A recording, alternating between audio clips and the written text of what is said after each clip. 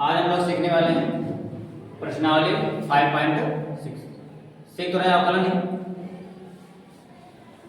प्रश्न संख्या 1 से लेकर 10 तक में हमें क्या करना है, दो समीकरण दिए हैं, उनकी सहायता से dy बाई dx निकालना है। इससे पहले भी dy बाई dx निकाले हैं, आज कैसे निकालें, कोई दिक्कत नहीं। तो दोनों समीकरणों की सहायता से निकालना है, ठीक है। तो यहां पर x दिया है, यहां पर t दिया है, यहां पर y दिया है, यहां पर t दिया है, यानी कि दोनों में t कॉमन है। जब t कॉमन है तो दोनों समीकरणों का t के सापेक्ष क्या करेंगे, अवकलन करेंगे। क्या करेंगे, अवकलन। तो अब t के सापेक्ष अवकलन करने, यदि हम दोनों समीकरणों का t के सापेक्ष क्या करते हैं, अवकलन, तो भाई d by dt into x यहां निकाल लेंगे। d by dt 2a into t का पावर 2, ये बन गया पहला क्वेश्चन।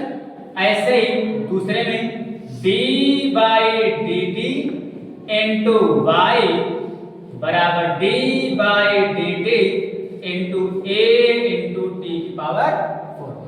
जिसके सापेक्ष अवकलन करना है वो तो वेरिएबल कहा जाएगा, लेकिन जिसके सापेक्ष नहीं करना वो क्या कहलाएगा, कांस्टेंट कहलाएगा, यानी कि अचर। और अचर का अवकलन तो होता ही नहीं है, होता भी तो कितना, 0।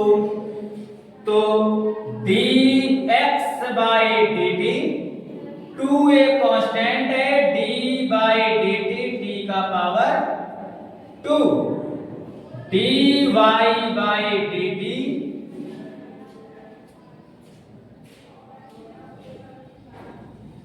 a को बाहर कर लो, d बाई dt t का पावर 4। एक सूत्र होता है, आप जानते होंगे, d by dx x power n n x power n minus 1, t का पावर 2 यानी कि x पावर n।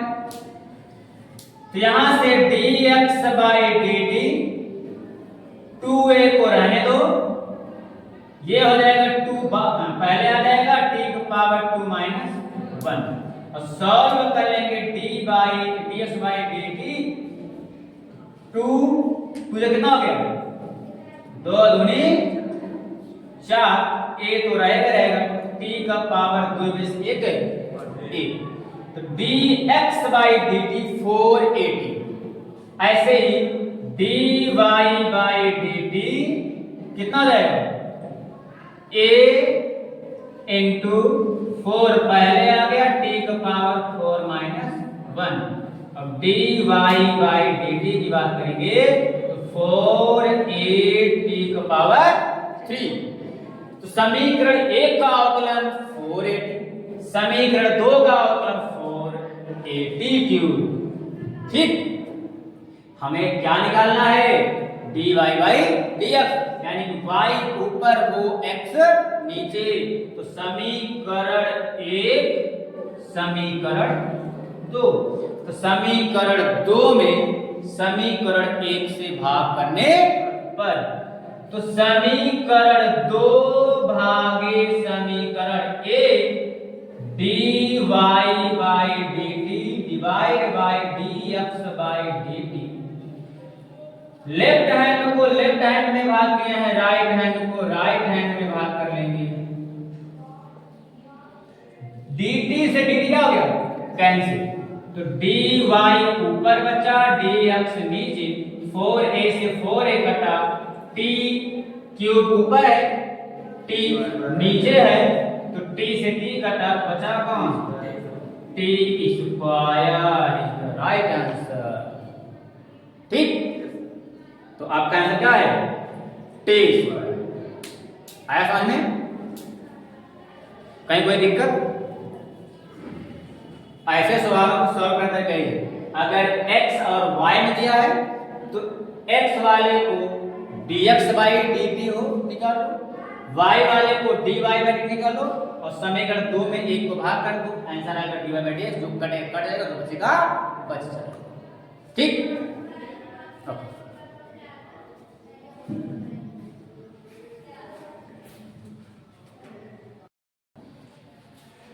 तो आगे बढ़ते हैं हम लोग।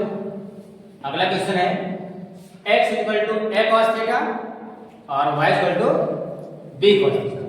अगर x equal to a cos theta है तो किसके सापेक्ष आप अवकलन करोगे? a के सापेक्ष करोगे कि cos के सापेक्ष करोगे कि थीटा के सापेक्ष?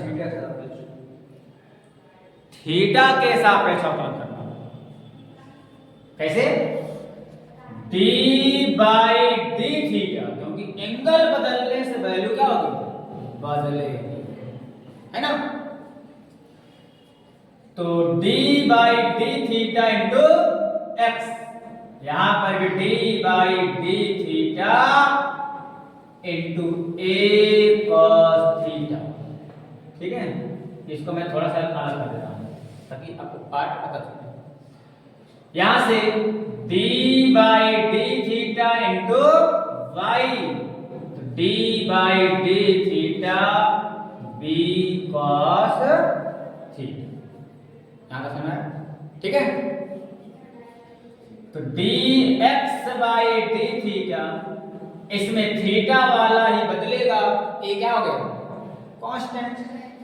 तो d by D theta cos theta, dy by D theta b constant है, तो d by D theta into cos theta.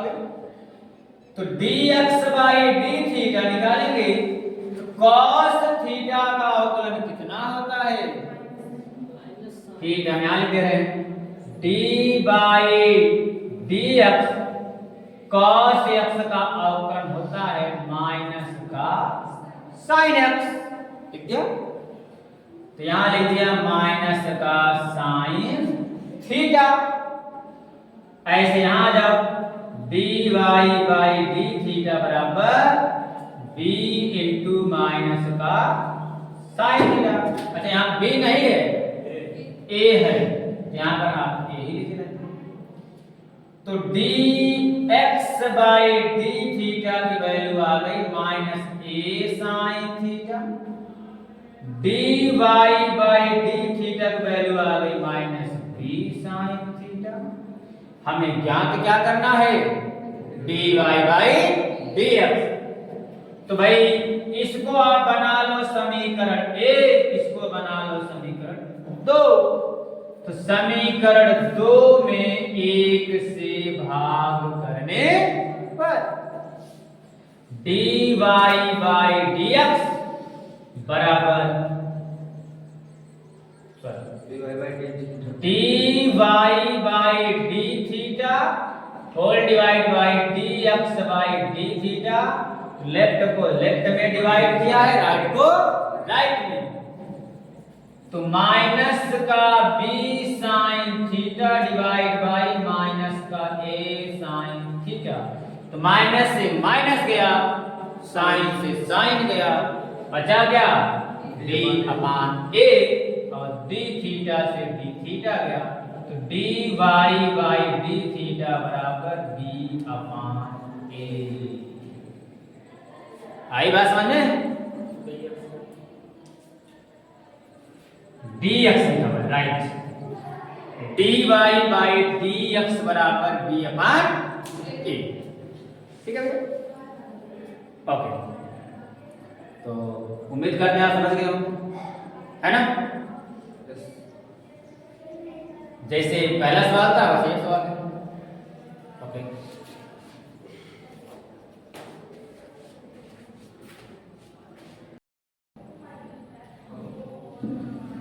Question number 3 की बात करते हैं। dy बाई dx क्या करना है? x equal to sine theta y equal to cos theta. तो निकालना तो dy बाई dx लिए, तो किसके सापेक्ष अवकलन करें? t के साथ। तो d by dt into x, d by dt into sine t, ऐसे ही d by dt into y, d by dt into cos 2t। ठीक है।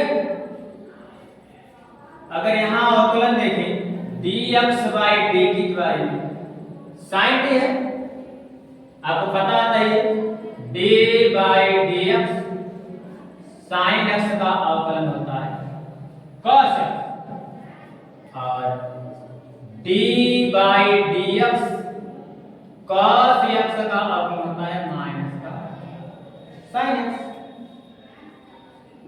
तो sin x का तो डायरेक्ट cos x होता है, तो sin t के सापेक्ष है, तो sin t का क्या होगा? cos। यहां पर dy बाई dx ना, d by dt cos 2t। अगर मैं इस 2t क्या मान लूं? एक यूनिट मान लूं, एक यूनिट, तो बन जाएगा cos x cos y cos a cos b, जो भी मान लूं। तो cos का होता है माइनस sin x, और x का कौन है? 2t। कौन है? 2t। लेकिन अगर ये एक यूनिट होता तो कहानी पूरी होती, अगर यहाँ पे t होता तब ना, लेकिन यहाँ t नहीं, क्या है? 2t। तो 2t का अवकलन फिर से करेंगे तो इंटू लगा के लिख देंगे, श्रृंखला अवकलन। तो 2t का अवकलन रहेगा 2, करेगा 2। कैसे? आपको पता है भाई, अगर मैं 2t का d बाई dt करता हूं तो 2 बाहर हो जाएगा, d बाई dt और t ये कट गया, क्या आंसर आया? 2। तो यहां से dy बाई dx फाइंड कर चलिए, dy बाई dt है ना, dy बाई dt फाइंड करते हैं तो -2 sin 2t है। समीकरण 1, समीकरण 2 फाइंड करना है dy बाई dx, तो समीकरण 2 डिवाइड बाई समीकरण 1, dy by dt divide by dx by dt, इधर आ जाएगा माइनस का 2 sin 2t divide by cos t। यहां सॉल्व करोगे तो आएगा dy बाई dx, कैसे आया? dt क्या होगा? कैंसिल, माइनस का 2 चलेगा, sin 2t का हो जाएगा 2 sin t into cos t, बन जाएगा 2 sin t into cos t। ये इंटू है, डिवाइड बाई cos t को मैं cos t कहूंगा, अब ये इसका कैंसिल, तो dy बाई ds कितना आ गया? 2 दूनी 4 sin t, ये आपका फाइनल आंसर आया समझे? चलिए अब हम लोग सीखने वाले हैं क्वेश्चन नंबर 4, है ना। x इक्वल टू 4t और y इक्वल टू 4/3। पहली बात तो मैं इस सवाल को थोड़ा सा अरेंज करूंगा। y equal to 4 into t का पावर -1 है ना। कैसे किया? ये पावर 1 था, ऊपर गया क्या होगा? माइनस। ठीक, अब d by dt into x, d by dt into 4t। ऐसे यहां पर d by dt into y D by D T into 4t का पावर माइनस 1। यहां से आंसर है डी बाई डी एक्स 4 बार हो जाएगा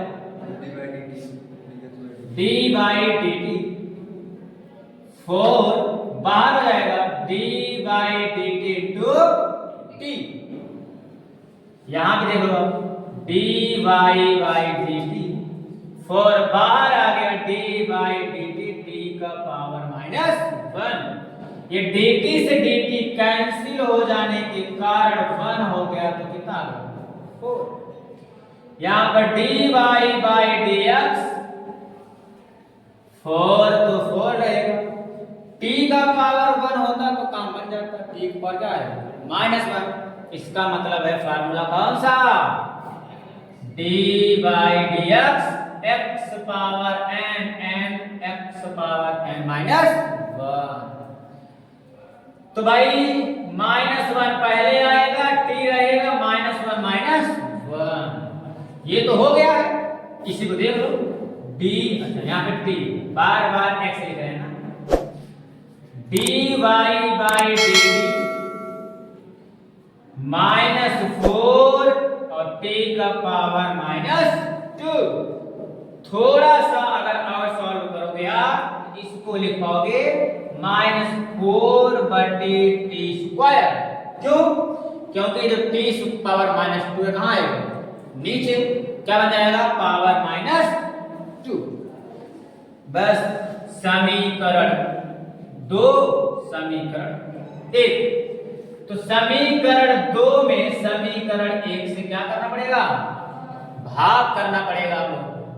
तो क्या बन जाएगा D Y by D T divide by D X by D T. इधर आंसर आया है -4 अपॉन टी स्क्वायर इधर आंसर आया है 4। तो भैया 4 से 4 क्या हो जाएगा कैंसिल। यहां से dt से dt cancel dy by dx बराबर -1 अपॉन t स्क्वायर। कितना आंसर आया -1 अपॉन t स्क्वायर।